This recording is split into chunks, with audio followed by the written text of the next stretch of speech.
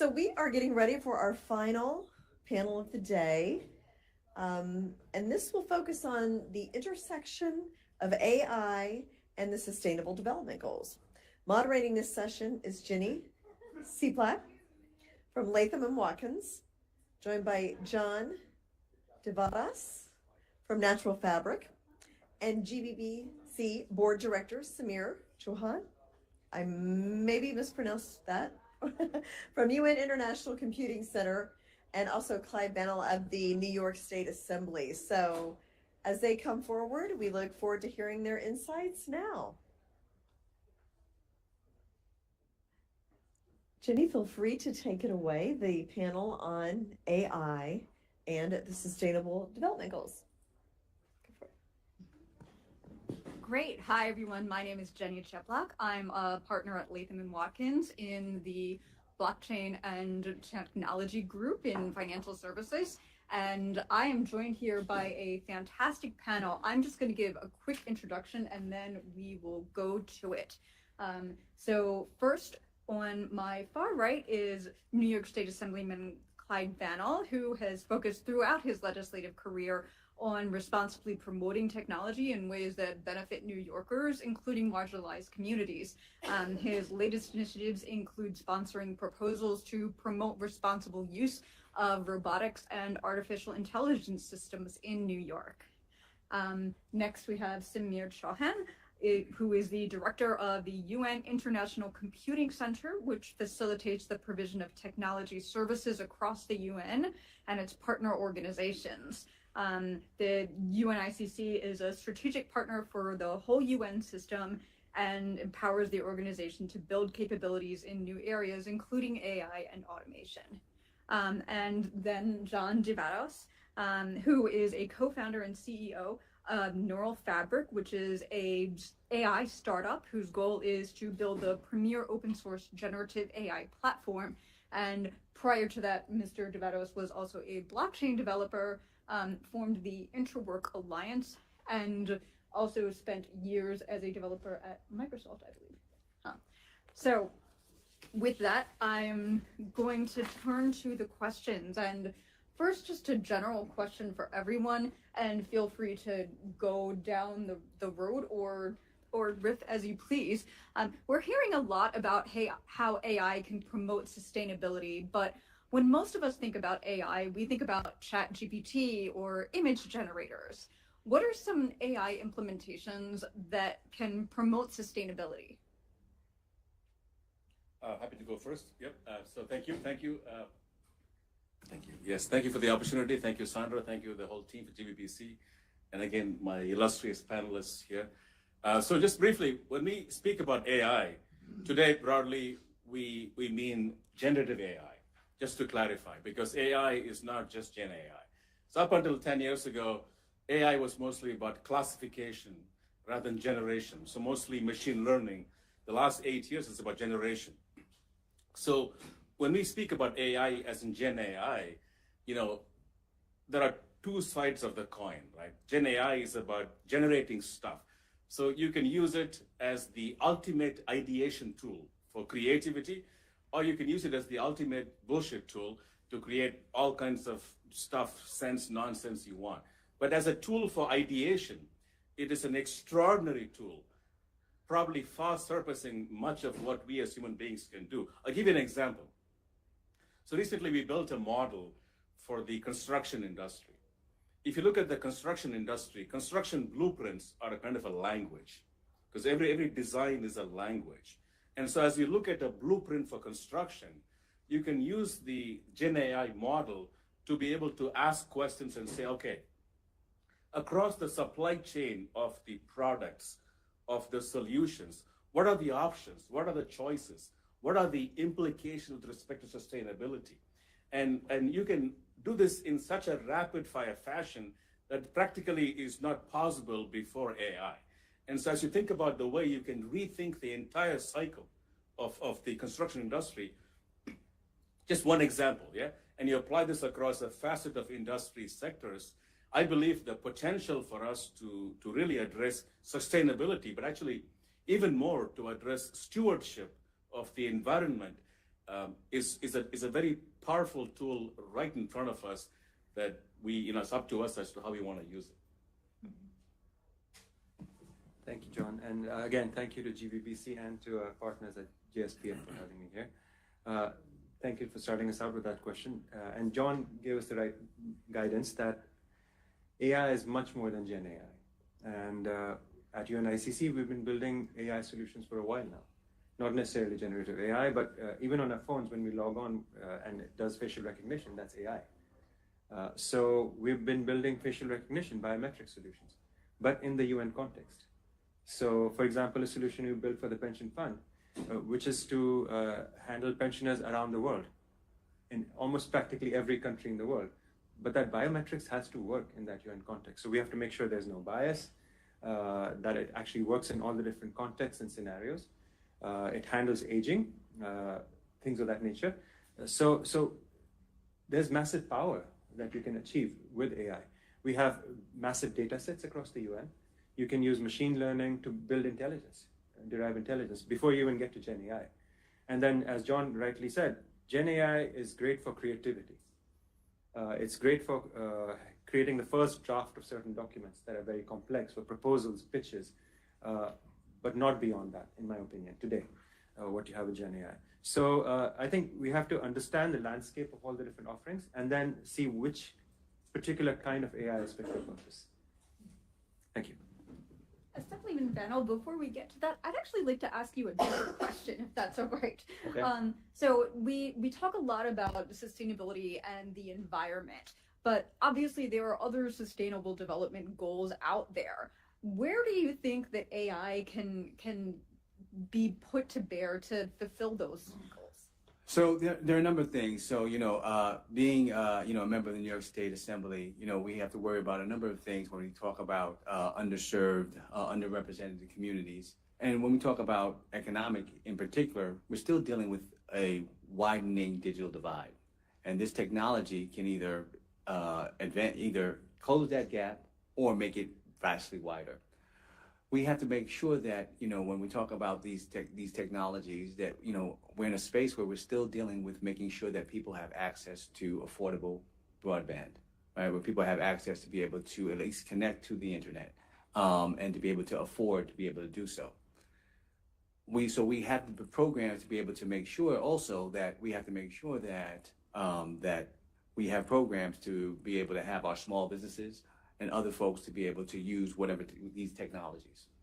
We're still in a space where some of our small businesses are cash-only businesses, right? That's a major issue. We're still a major issue too, where we have certain folks or certain communities that don't use these technologies properly for, you use generative AIs properly.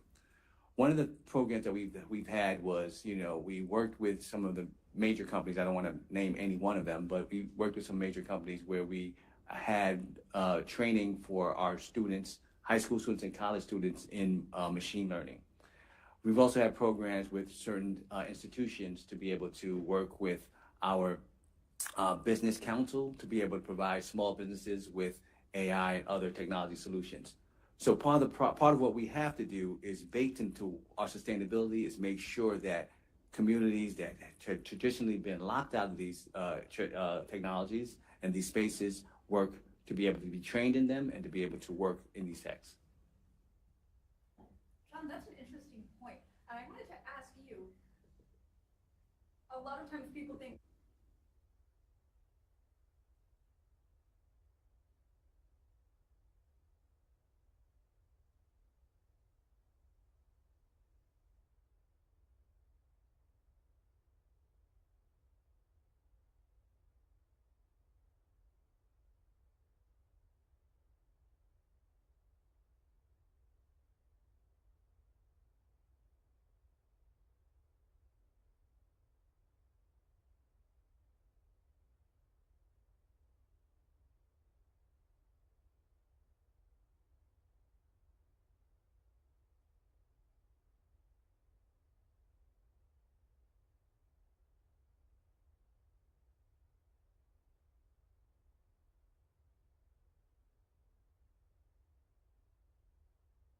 And I believe we have to make sure that we have those Now, to your question in terms of AI as a global versus a local community, this is a massive risk right now, because in terms of the resources required to build these very large models, it costs billions, tens, hundreds, and at best about maybe 4 or 5 companies are able to do it.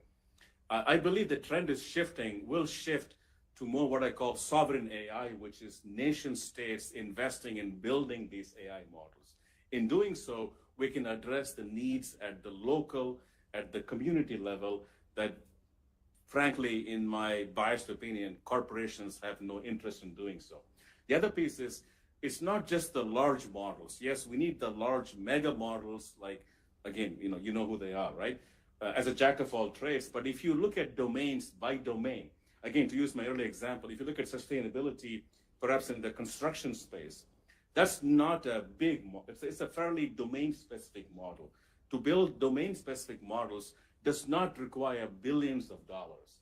And I hope and I wish that more and more we can see that there are going to be way more domain-specific models than domain-agnostic models. If we have that understanding and we realize we can build these models maybe for $50,000, perhaps we will see more of the local needs being met. That's interesting, and I want to go back to something that you said about nation states building artificial intelligence. And I'd like to ask Samir, what do you think might be the benefits or the risks for nation states that are building AI solutions? Thank you. I think for nation states to build sovereign AI, to me, from my perspective, the challenges are, of course, that they need the proper guidance and the proper frame in which to build it. The big corporations, as John rightly said, have invested billions in this, and they've built this. They've gone through some learnings, made some mistakes, some dead ends, and they've come back. They've had the wherewithal and the budget, if you will, to make some mistakes and learn from that. For nation states, and especially we in the UN focus on making it equitable for everybody. So we definitely look at the global majority, the countries which don't have massive budgets. How do we help them achieve something like sovereign AI? That means we have to build the best practices for them and guide them, because we can't afford, the UN has very, very tight budgets, and so do the member states we support. So we can't afford to make that many mistakes, and we have to give them something that's fit for purpose. So we also have to work with them. If we don't, if we impose a particular solution or a platform or an approach on them, I don't think it'll work. So when we look at sovereign AI, we have to start with what are the needs of the local community or the region or the country. What are the languages? What are their cultures? Take all of that into consideration and then use that to build a platform or a set of solutions that are appropriate for them. Now, Jenny, it's interesting you asked that question. New York State now is in the process of building a program called Empire AI. What the Empire AI is, it's a conglomeration of private companies, the state, and some of our academic institutions to be able to figure out, number one, build a supercomputer to be able to, in the State University of Buffalo, to be able to find out, to number one, work on ethics issues, and to try to also, we're trying to still figure out what this is going to mean. What's interesting for me, from my perspective, I want to make sure that, we are allowing whatever this Empire AI is going to look like. We want to make sure that smaller communities, we want to make sure that people that, traditionally, like I said, that did not participate in this space are able to do so also. That must also be part, baked into what we do moving forward. Yeah, and that's an interesting question. So I did want to go back to one thing about New York. Obviously, it's an extremely diverse state. Just when you look at New York City itself, you've got the financial district, you've got other districts that are not like the financial district. How do you see an Empire AI working for all of those things, or do you see that? Well, but before we get into that, we're still dealing with, I still have a body of 212 other policymakers. I still have an executive or what have you. Not everyone is on the same page with AI. So we still have to understand that, right? So we still have to understand that it's great that we're talking about this here, but outside in the world, right? There are people that worry about their jobs. right? That's a real thing. We still have to deal with. I still have to deal with other policymakers putting in bills that have a automation or robot tax. So we're still in that space, right? We still have to.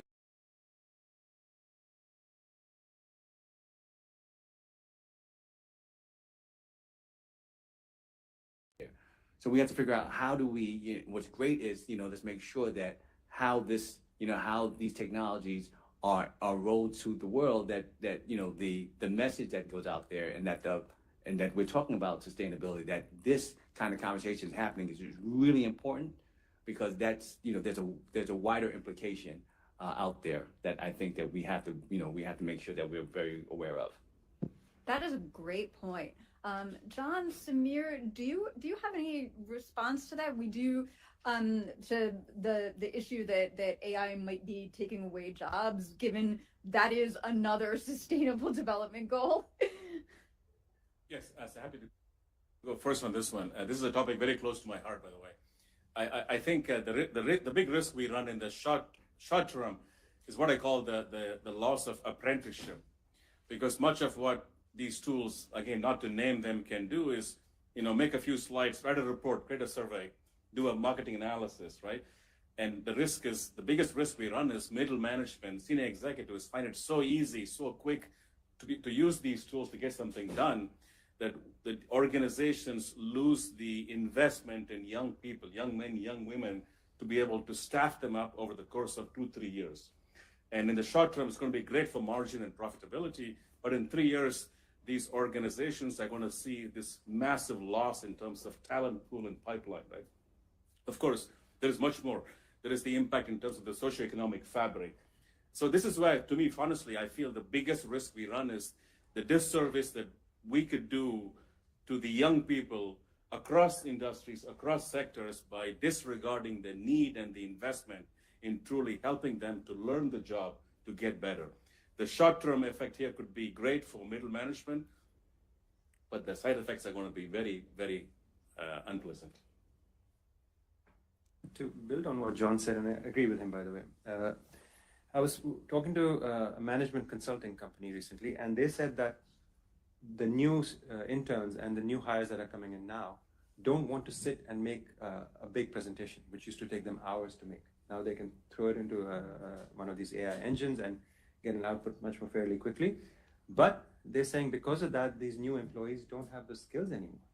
So back to reinforcing John's point, 1 or 2 years down the road, these employees have never learned how to build a structured presentation. And more than structured presentation, it's structured thinking. Same thing when you have these AI tools that listen and give you meeting minutes, and I'm guilty sometimes, I use them too. But it stops you from critically participating in a meeting and analyzing and hearing what everybody is saying and distilling it into this is what the conclusions are, these is what the actions are, because the AI is doing it for you. So there was a study done recently by Harvard and BCG where they studied this, and they said within 6 months of using these technologies, your analytical skills drop by something like 30%. So it is scary. So my take is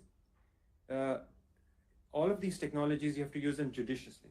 And I don't want to take us on a negative trend. So Gen AI, use it judiciously, but there are other kinds of AI which are so valuable. I'll give you an example. Just today, I was in a conversation with one of our partners, UN partners, to say how can we use all the GIS data and apply AI on top of it to start to analyze deforestation. So you're looking at maps of the world and saying, where do we see deforestation happening? How do we prevent that? So starting to get some real-time information about it. So you can use this technology for good, but it's not a silver bullet that you just roll it out willy-nilly. So back to your point, you have to find the right use cases. You can't just say, because I love this technology, let's roll it out everywhere. Thank you. That's a really good point, and I want to ask the panel generally to comment on that. Where do you see AI for sustainability? If you could pick what the first application would be, what application would you pick? How would you use it to further sustainable development? So I'll give you an example. So we're familiar with the AI systems that play chess, right, for many years, obviously, or checkers or whatever, and they're able to do so by looking at enormous number of possibilities and trees and choices and so on, right? You can basically do this thing. So take a look at this device here, for example, right, and think about all of the components, all of the ingredients that go into building something like this, and imagine being able to look at millions of possibilities in terms of how to compose the components, the ingredients, and the implications for each one of those components. Where you're sourcing it from, how long will it take, what are the side effects, what are the impact in terms of waste management, right? Things that humanly, practically you're going to optimize and say, look, you know what, we don't have the time to be able to think through. AI can take something like this and run through millions, billions of choices.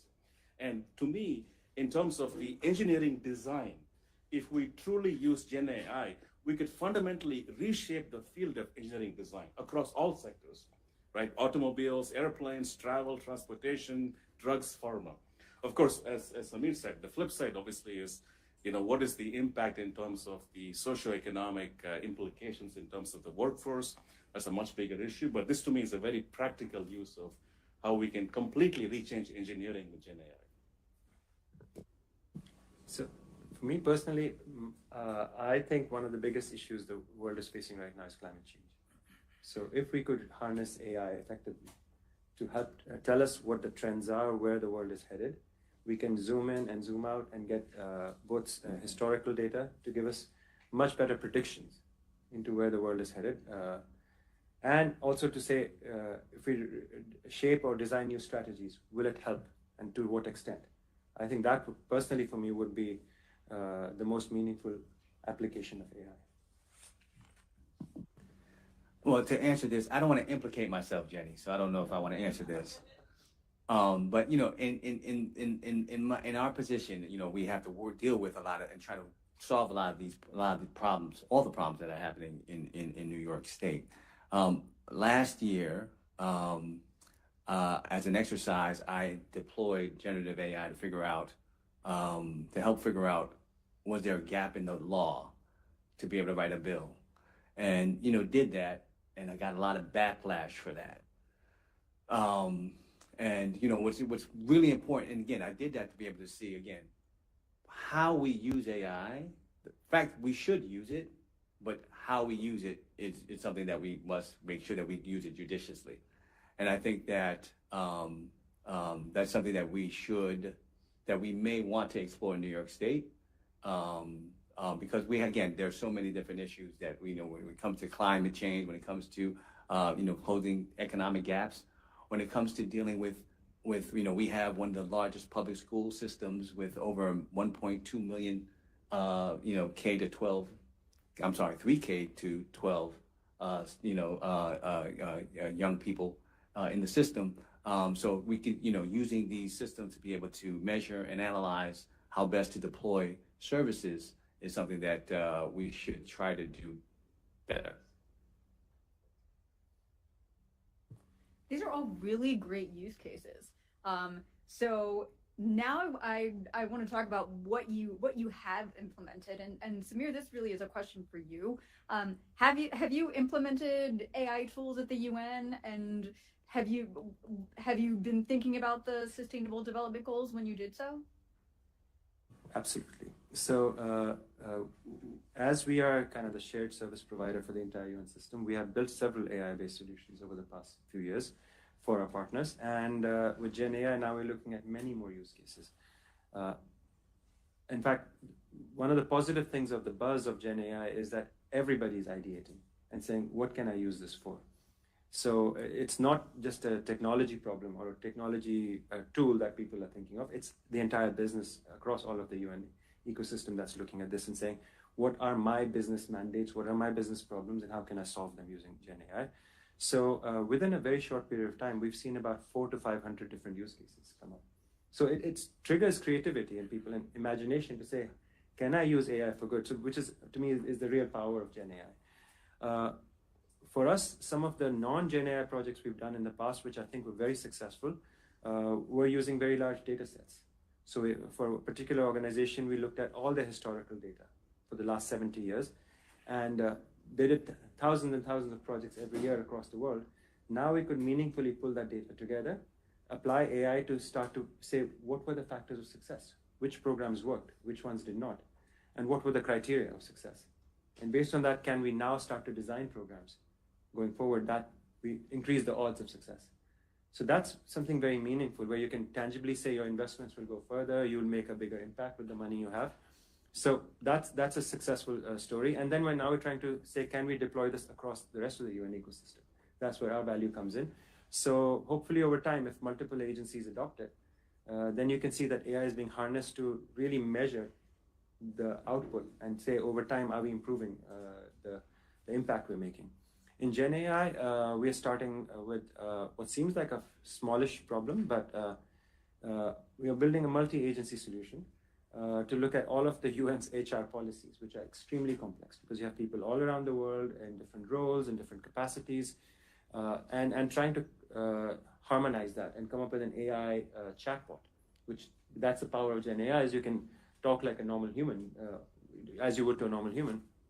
And they're massive learnings. We are about to go live shortly with that, but you start to realize how far can this tool go, and what are its limitations? Where should you stop?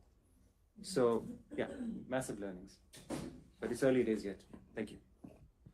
Yeah, I'm amazed at the number of projects that you have. So one of the things that I thought was interesting about this panel is that we've got a technology builder, we've got someone who kind of represents the technology consumer, and then we've got someone who represents government oversight. And one of the questions that I was interested in thinking through with this group is, how can those three groups work together to produce AI products that are good for the users, that are good for the public, and that don't necessarily require a ton of resources, so they can be implemented on a community-led basis? John, I'll start with you. So I guess Is that a hard question? I'm sorry.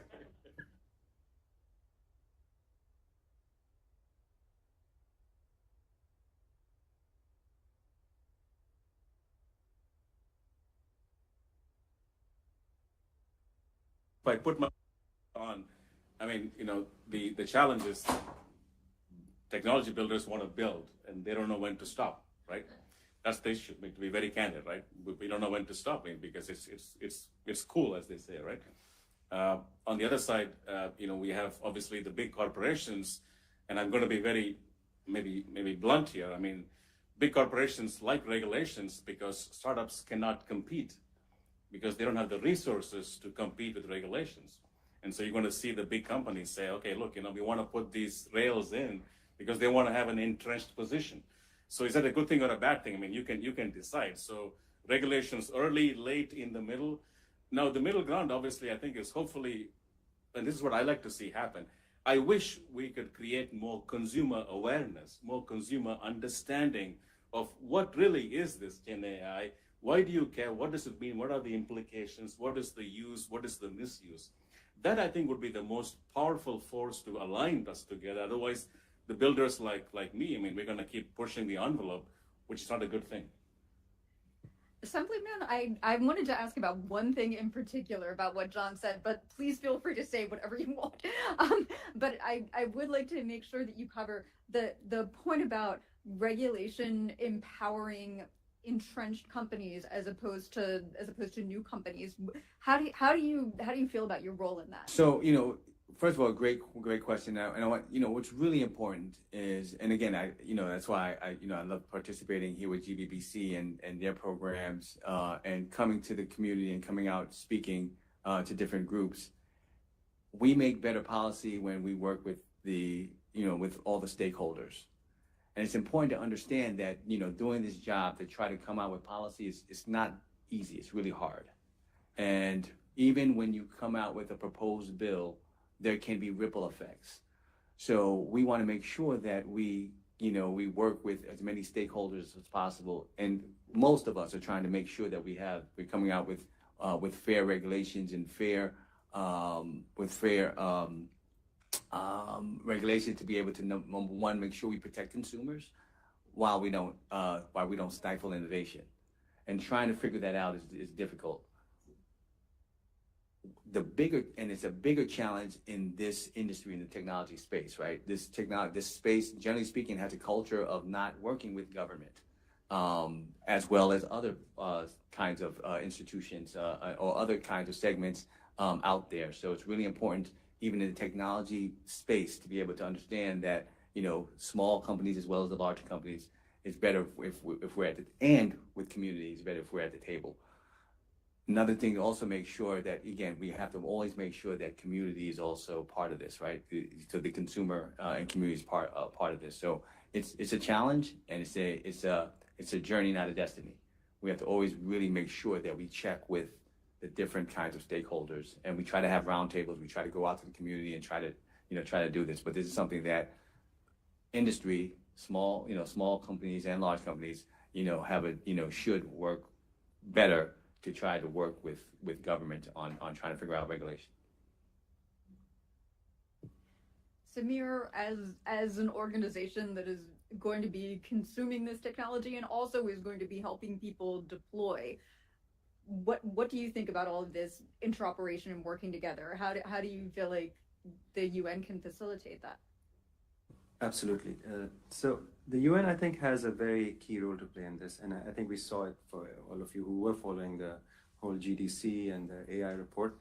So I think the UN has made a very clear point that there is regulation that's appropriate at a regional level, at a national level, but there's some level of coherence that you need to have, and that's where the UN can play a role.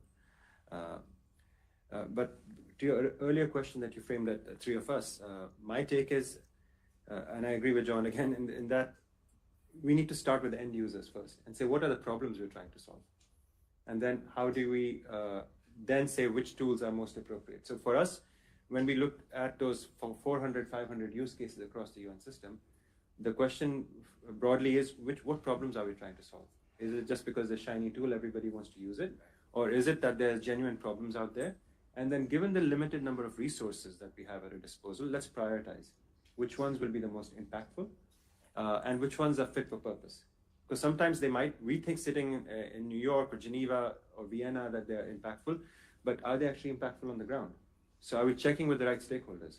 That's very important. So we have to start with the real end users and stakeholders first and work backwards. And then say which models, which solutions will fit. That's the right way to go about it. And while we're doing this, regulation has a role to play. In some contexts, in some countries, maybe there is enough adequate regulation that we can deploy something, but in other cases you have to actually, and that's not ICC's job, but we have a role to play in helping the member states realize they need to define certain regulations before this is successfully deployed in their context, in their countries. So it's a very large stakeholder map, but as technologists and representing the end users, we have to look at their needs first and start from there.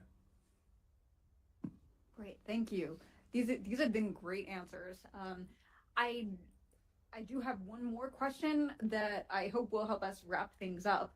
A lot of the things that are being said about artificial intelligence is that it uses a lot of computing power.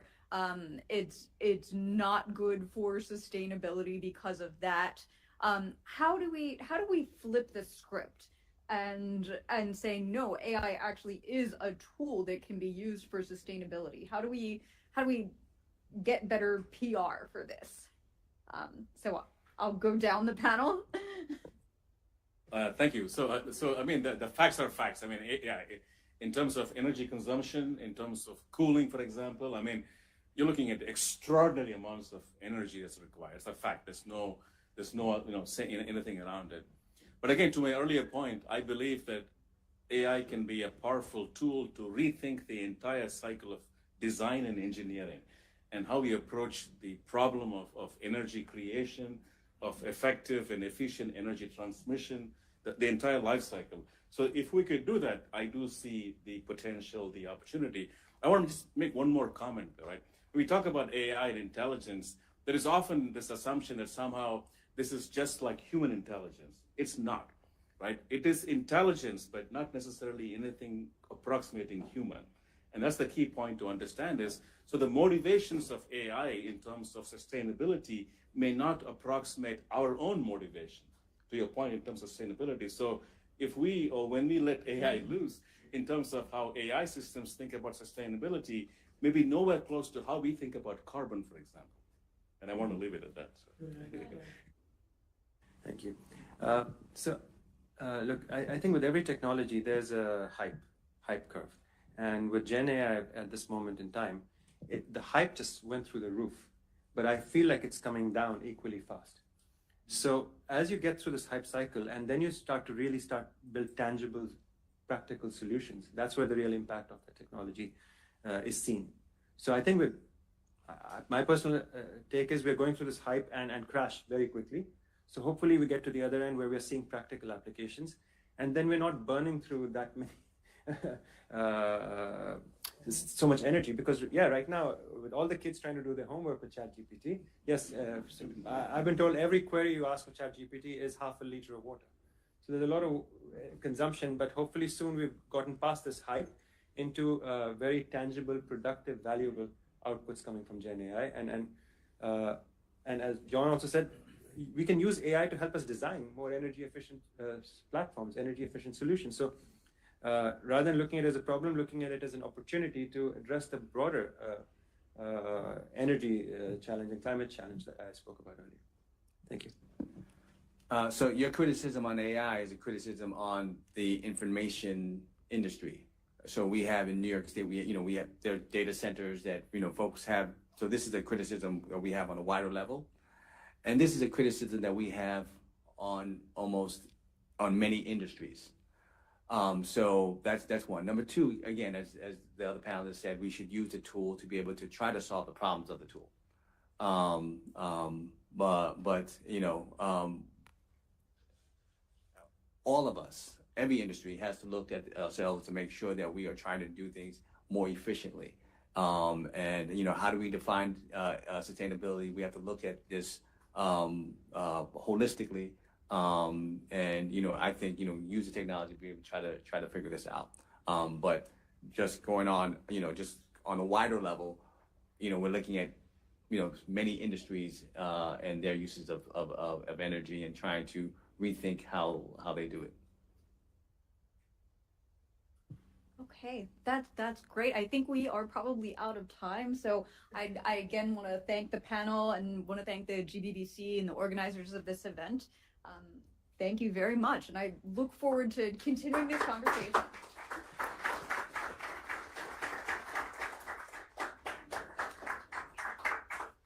Thank you so much for that very informative panel.